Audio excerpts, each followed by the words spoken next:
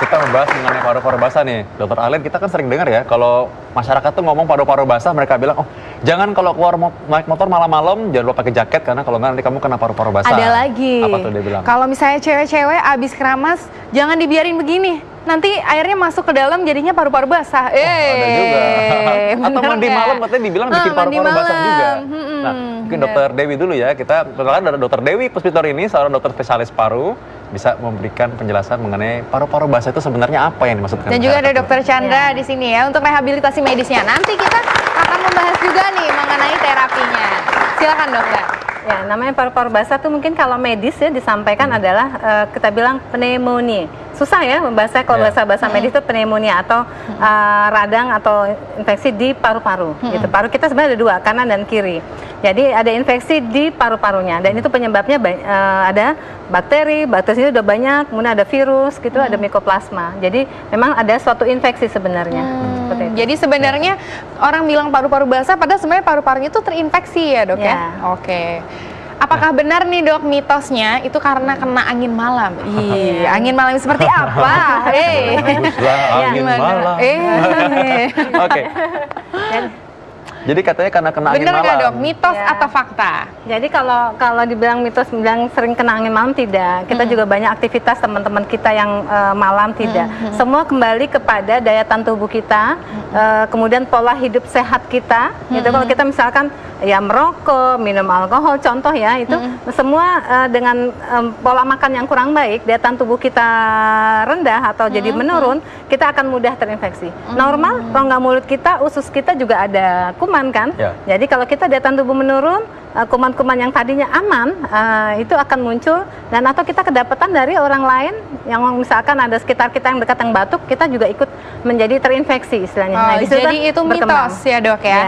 Mitos ya. Kalau kayak gitu berarti semua tukang ojek yang malam-malam kena angin malam kena semua dong paru-paru basah. Enggak ya, berarti itu mitos. Ngomong soal ojek Dokter Arlene, ada juga mitos atau fakta nih? Iya. Atau fakta ya, kalau orang naik motor malam-malam katanya bikin orang kena paru-paru basah. Tanpa jaket dok.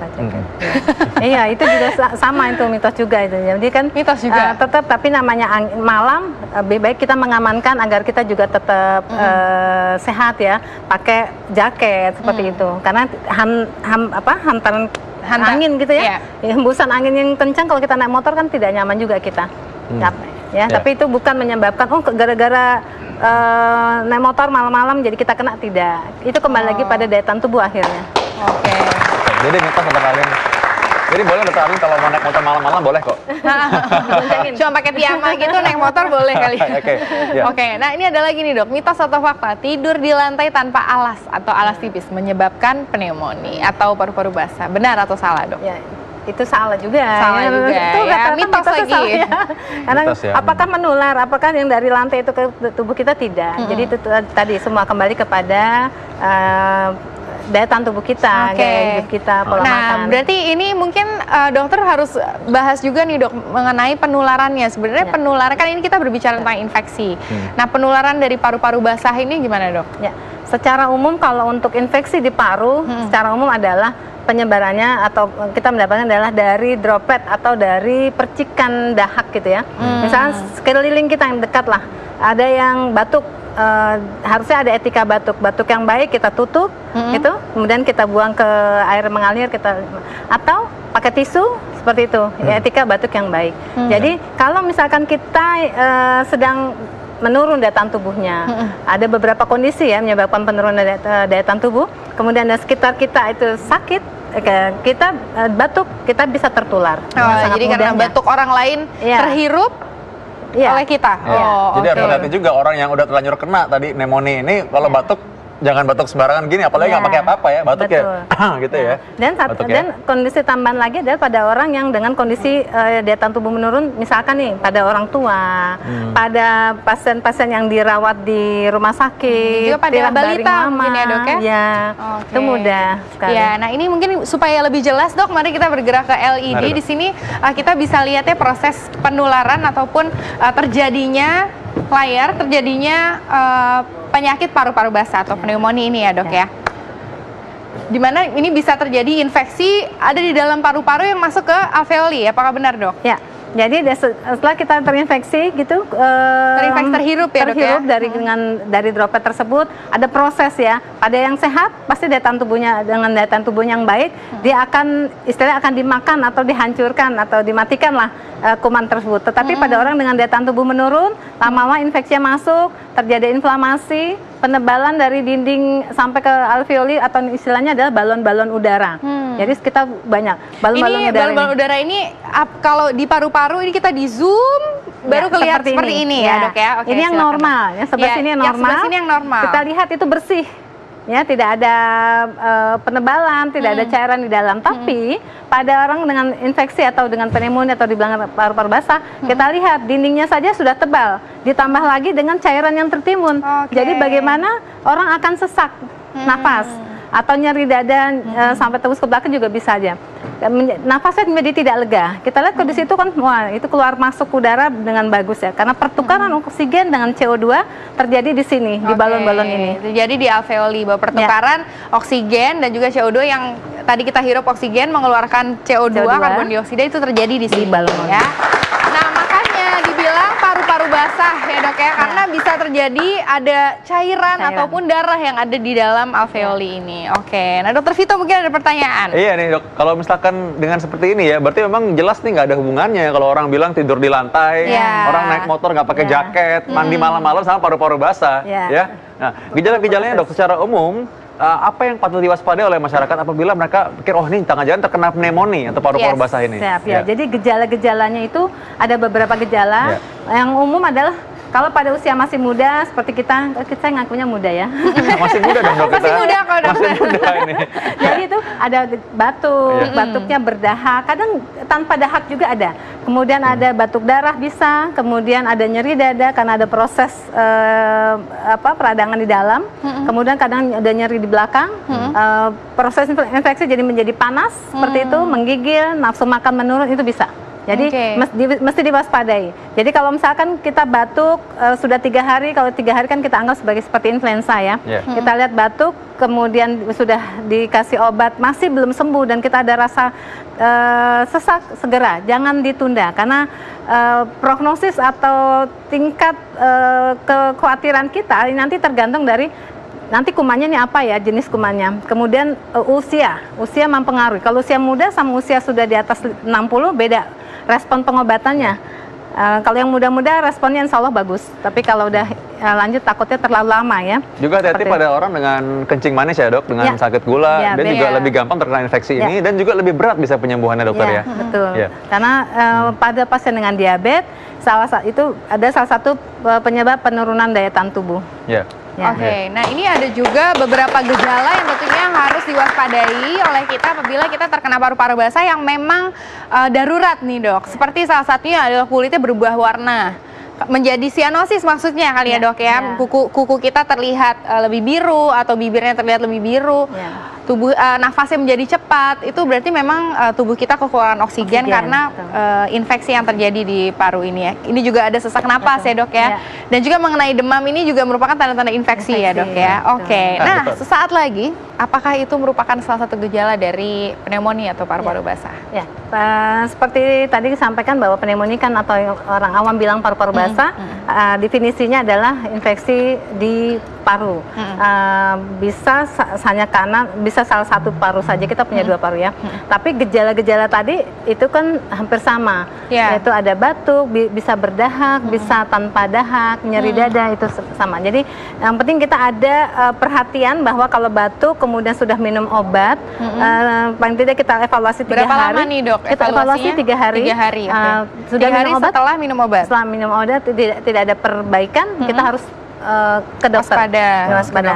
Dan juga ada juga ya waspada dok. Dan juga ada orang yang bilang kalau gini, oh ini saya nggak perlu minum antibiotik soalnya batuknya katanya nggak ada dahak hijaunya gitu. Nah, itu juga nih dok, boleh dibahas mengenai dahak.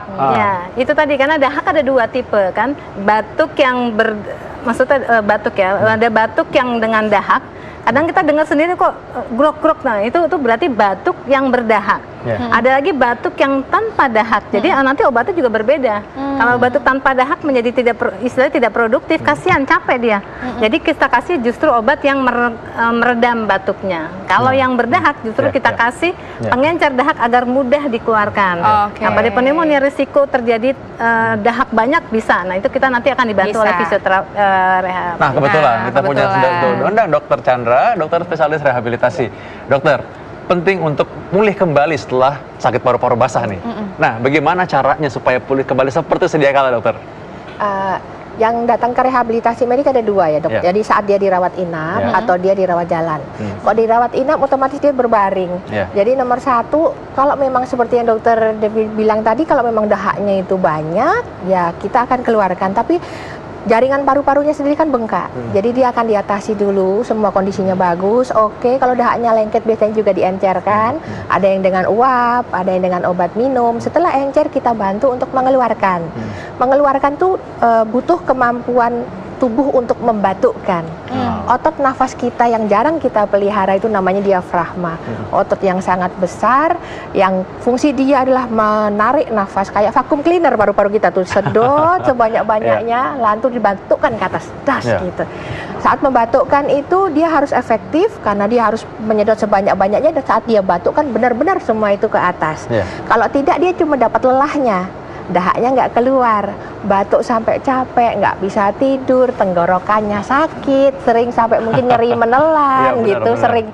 Karena yang dibilang dokter Dewi nggak ada dahaknya, sebetulnya nggak ada yang cukup untuk dia keluarkan. Itu mungkin perlu diencerkan. Kalau itu bisa dengan nebulizer atau dia banyak minum karena dia demam tinggi, mungkin dehidrasi ya dok. Nebulizer itu uap ya dokter ya maksudnya? Ya uap, diuap. Orang biasa bilang tuh diuap gitu supaya lebih lunak cairannya sehingga mudah dikeluarkan.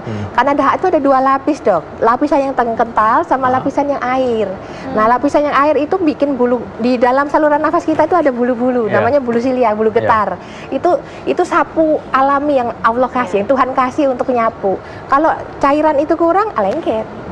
Nah itu harus dicukupi dulu dengan rehidrasi, air masuk, kemudian dikasih dari uap supaya cairannya cukup, jadi supaya bisa dibuang ke atas. Jadi banyak minum air hangat kalau orang lagi paru-paru basah ini sebenarnya tadi kuncinya itu tadi itu ya. Ya betul, air yang cukup. Air jadi, yang cukup. Betul, karena panas tinggi apalagi anak-anak itu kulitnya kering udah pasti. Misalnya dehidrasi sebenarnya, kekurangan cairan lengket, iya betul.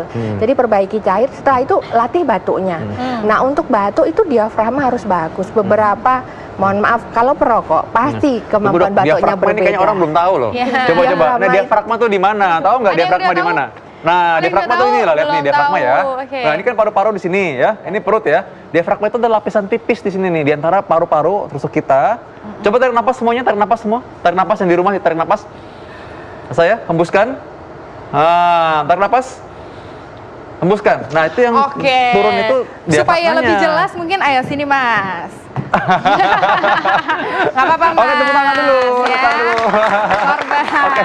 Oke, sini Mas. Biar lebih jelas kelihatannya ya kan. Oke, coba Mas tarik nafas. Tahan, 3, 2, tahan. Jangan lama-lama, nanti kan kelamaan. Hembuskan, tarik nafas lagi. Jangan tahan kelamaan ya. Tarik nafas. Ketika tarik nafas, kita merasakan ada otot yang ke bawah ini ya. Di sini ya. Dan paru-paru kita terasa penuh. Hembuskan. Nah, itu diafragma kembali naik ke atas. Jadi kita kembali bisa dikosongkan paru-parunya, kembali bisa udaranya keluar. Jadi diafragma itu otot yang memang membatasi antara si rongga dada dan juga rongga perut. Oke, boleh silakan kembali. Terima kasih. Ya, sekarang kita udah tahu jadinya ya. Nah, oke, silakan dokter. Jadi dokter tadi punya alat tadi ya sedikit tadi ya. Nah, ini alatnya nih tadi menarik nih.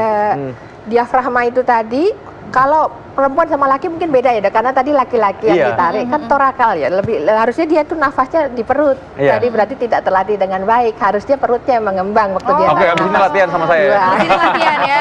Kalau perempuan mungkin karena nafasnya memang torakoabdominal, dadanya yang lebih akan mengembang dengan baik. Jadi diafragma laki-laki harusnya lebih bagus, karena dia meletakkan nafas lebih baik. Nah, bagaimana supaya otot diafragma ya laki-laki ini bagus? Otot diafragma otomatis latihan otot abdomen, latihan otot perut ya. Bagaimana tuh dok? Sit up itu bisa membantu nggak dok? Kalau yang paling happening sekarang plank ya, mungkin boleh dikerjakan. Itu juga boleh. Terus berat, tapi bertahap bisa dikerjakan. Atau latihan nafas, kami biasanya kalau dari paru peak flow meter ya dok ya.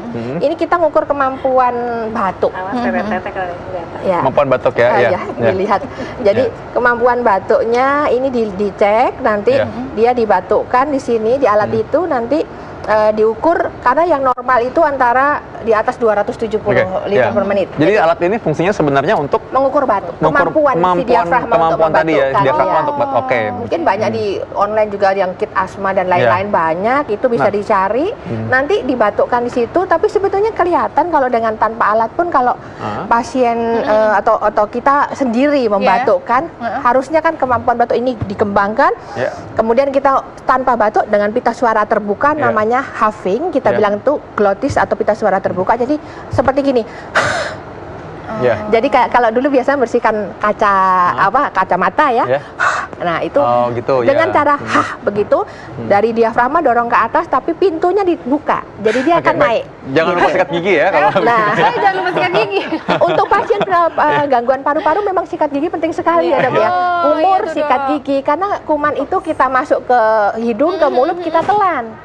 Jadi kalau mau tidak menularkan atau ditularkan, rajin sikat gigi, kumur, kemudian cuci hidung beberapa, karena ini saluran nafasnya jadi satu kan, hidung dan mulut. Berarti solusinya supaya kita terhindar dari penyakit paru-paru basah, mungkin singkat aja dok, silakan dok. Ya, jadi menghindari untuk kita pencegahan ya, pencegahan, yaitu pola hidup sehat pastinya, tidak merokok, ya, kemudian tidak minum alkohol, seperti itu, kemudian dietnya yang baik, kemudian olahraga juga betul dok, olahraga untuk melatih otot-otot dada kita. Jadi kalau ada batuk atau sesak kita cukup kuat di sini. Terima kasih banyak Dr. Dewi. Dr. Chandra, terima kasih. Kita akan kembali lagi dengan informasi menarik dan juga tips-tips mengenai cara sehat tentunya besok hari 13 sampai 14 ya. Iya, dan juga jangan lupa untuk menyaksikan tayangan-tayangan kita di Ayo Hidup Sehat, yaitu melalui laman viva.co.id ataupun melalui TV One Connect. Ya, baik. Ingat, kesehatan adalah anugerah kita yang paling berharga. Oleh karena itu mulai hari ini Ayo Hidup Sehat dan tetap semangat. Yeay.